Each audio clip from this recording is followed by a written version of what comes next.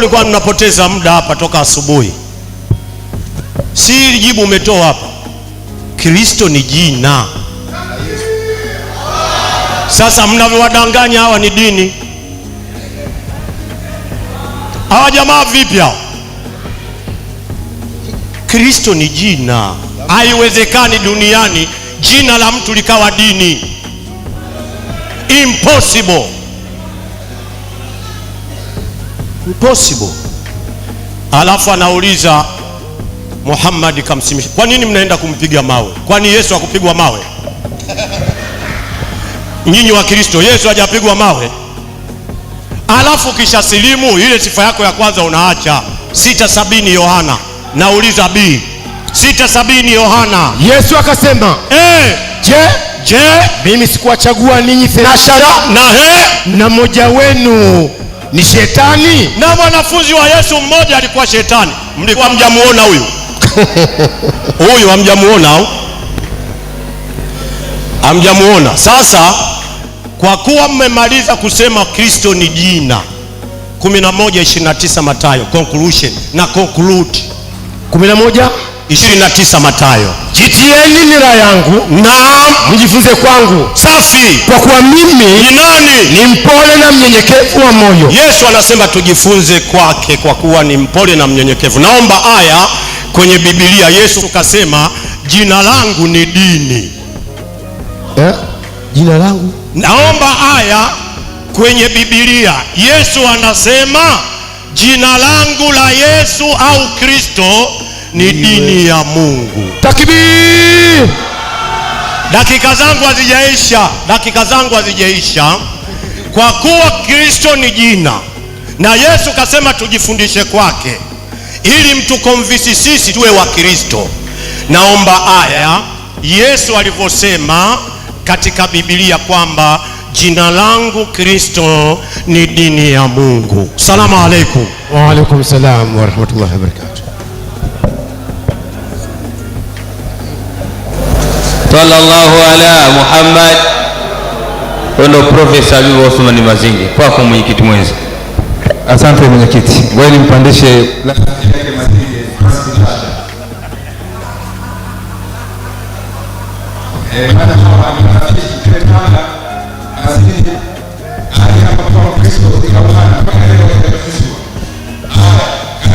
Unajua, kwanza Mazinge aliuliza swali na akatoa aya.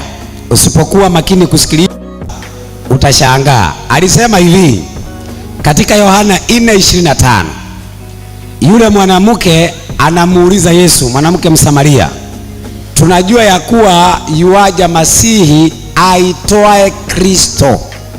Kwa hivyo yule anayekuja ndiye anayeitwa Kristo. Yesu akasema anayesema nawe ndiye. Kwa hivyo Kristo ni Yesu. Na Yesu anasema 14:6 anasema mimi ndimi njia, kweli na uzima. Kwa hivyo wale wanaomfuata Yesu wanamfuata Kristo, hivyo wanaitwa wa Kristo kwa kuwa ni wafuasi wa Kristo. Nisaidie kitabu cha Qur'ani 5 gapi? Barwani 47.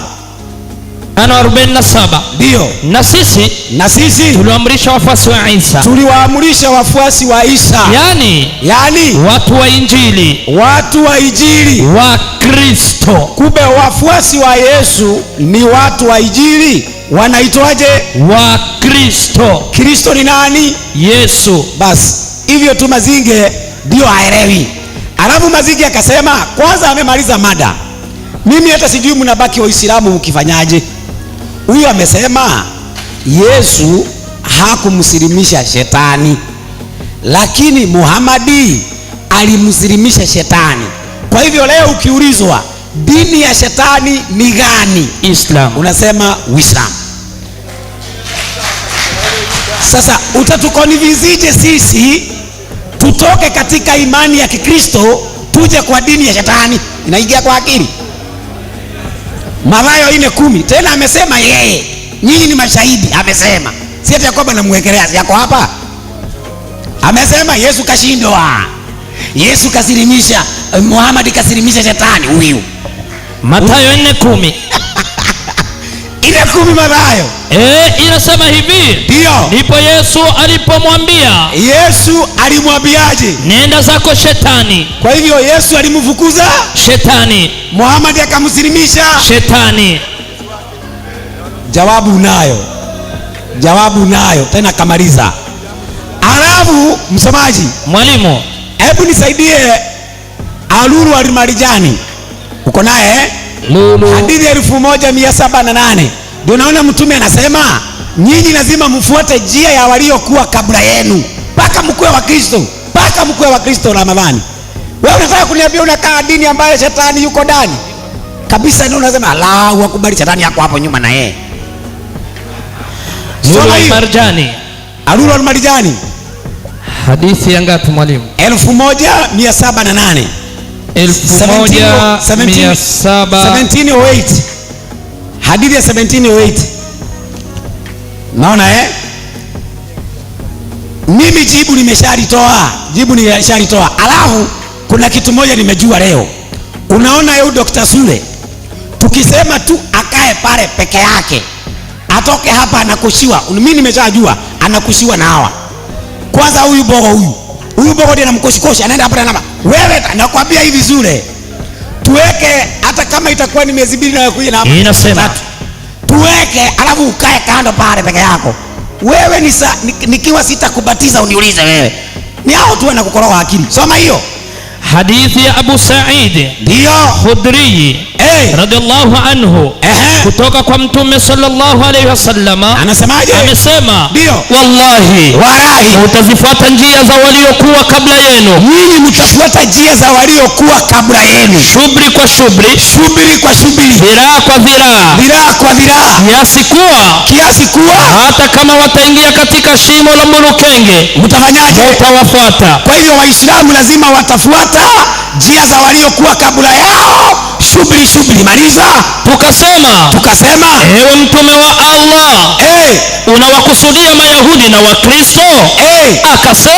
Akasema ndio. Kumbe mtume alisema ndio, watafuata waliokuwa kabla yao. Sasa wewe niambie Sule, mtume anakuambia lazima utafuata njia ya waliokuwa kabla yenu, na ni sisi wa Kristo. Sasa mnabaki Uislamu mkifanya nini?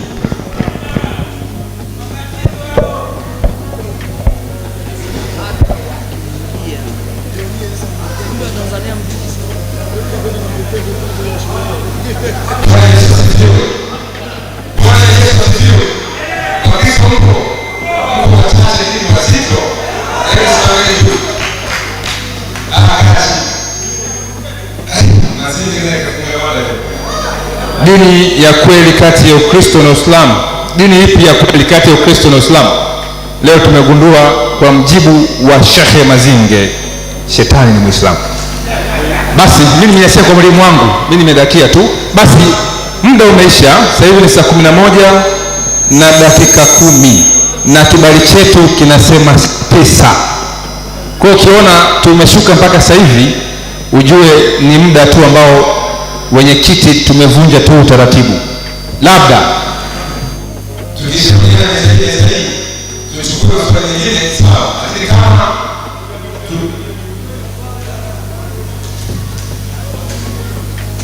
naona meza ile inataka moja, ila meza hapo ndio inataka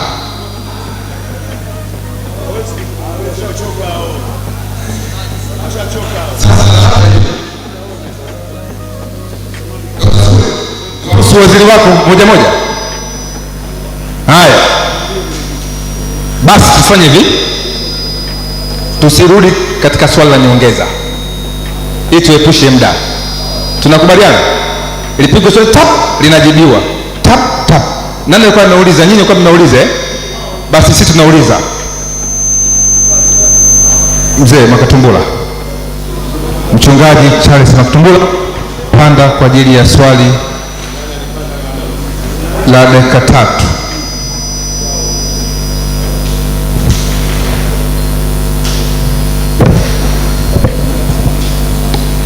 Habari za jioni Watanzania wenzangu. Watanzania wenzangu, habari za jioni. Wakristo, Bwana Yesu asifiwe. Waislamu na wale wengine, habari zenu pia. Vizuri sana. Katika kujifunza kwangu mahali hapa nimegundua vitu vitatu kama sio vinne. Kimoja wapo ni kwamba mhadhiri Dr. Sule alisisitiza sana kwamba mdahalo huu ulipaswa uwe ni mdahalo wa kielimu. Lakini nimemshangaa sana akitumia quotations ambazo hazina authority, hazina mamlaka. Kwa sababu gani? Kwa mfano, sidhani kama ingekuwa ni sahihi hapa ningetumia aya za shetani za Rushdi, isingekubalika. Kwa sababu gani? Ni kwa sababu haijengi katika maana ya mjadala. Kutumia kile kitabu alichokitumia yeye, na amuona kama amepungukiwa kidogo katika swala la kielimu, kwa sababu elimu ya mjadala, ninaamini yeye anafahamu kitu kinaitwa dissertation. Dissertation uwezo ukakoti kitu chochote ambacho hakina mamlaka. Hilo ni la kwanza. Lakini la pili lake ni hili: mjadala wetu umejengwa katika Uislamu na Ukristo.